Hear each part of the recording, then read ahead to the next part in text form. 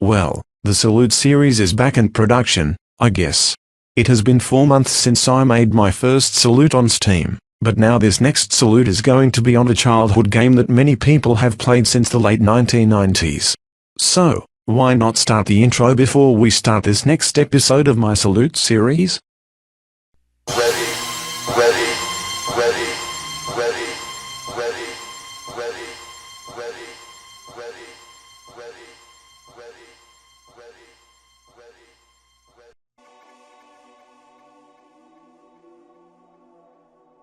How is it going, everyone with a YouTube account? Welcome back to the second episode of my Salute series with Meteor Katsuan X and the Video Maker 6096. And in today's episode, I'm going to salute on Half-Life, the game that is available on Steam for a cheap price, that I also grew up playing ever since I was little.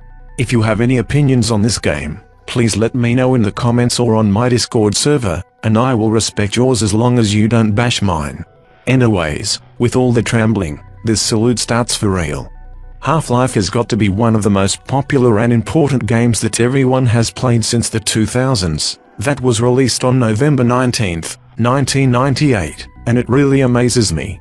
I first started witnessing that game on one of my relative or friend's computer around the time when I was 5 years old in my country before me and my family moved to Spain. I tested the game and it really heartwarmed me so much that I wanted to play it at the age of 8 on my dad's laptop when me and my family moved to Spain. Now let me explain the reasons why this game is one of my favorites. 1. It is one of the first FPS to feature alien invasion themes too.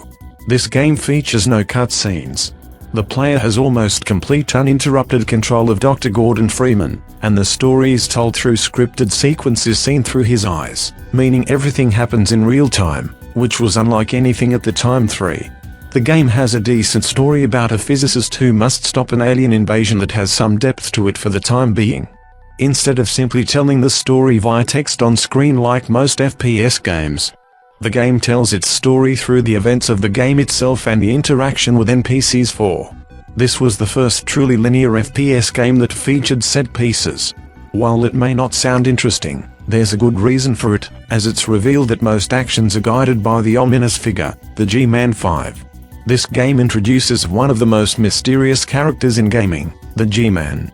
Not much is known about him other than he's a man with a briefcase and extraordinary powers, who works for an unknown organization. One thing is for certain, he has a fascination with Gordon. Throughout the game, the player can catch glimpses of the G-Man stalking Gordon to observe his progress. 6. This game has many awesome weapons, ranging from normal weapons like an MP5 to more advanced weapons like the TAU cannon and even an alien itself. All of them have fun uses that are perfect for the situation the player is in. Some memorable ones include the Snark, a tiny alien that can be thrown to harass enemies. They are weak alone but are hard to hit and can be hostile to the player if no other targets are found. The Hive Hand, an organic alien gun wielded by the Zengrunts. It can shoot weak hornets that follow targets and has no ammo. The Gluon Gun, a heavy experimental gun with a hose emits a laser that annihilates all matter with no reloading. The TAU Cannon, another weapon with experimental origins. It is a weapon with the ability to charge for a stronger shot. Overcharging it will cause it to explode, but this can be used to your advantage to reach heights.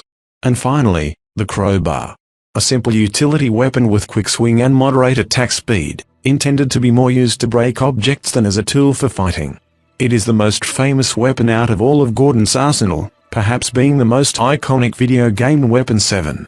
You can fight against some of the most dangerous aliens, such as the iconic headcrabs and vortigaunts.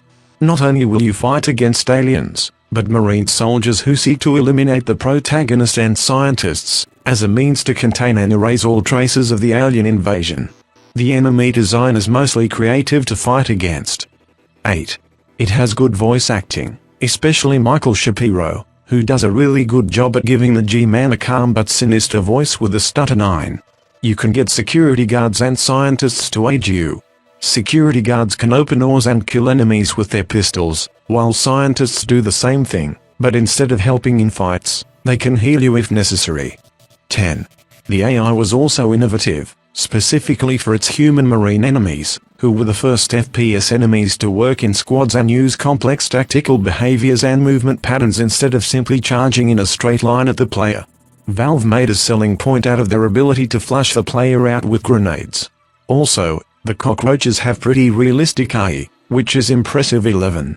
It was later ported to the PlayStation 2 with updated graphics, and more polygons were added to the characters' models. 12. The multiplayer mode is fun.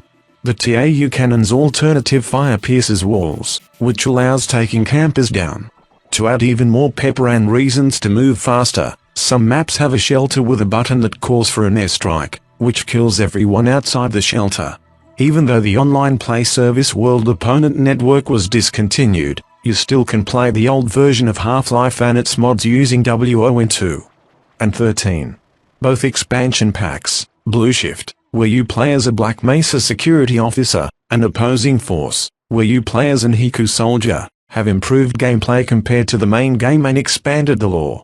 There is also the PlayStation 2 exclusive co-op mode titled Half-Life Decay, which now can be played solo on PC as a mod titled Half-Life Decay Solo Mission, which can be found on Steam and ModDB. Anyways, that's all for this Salute video.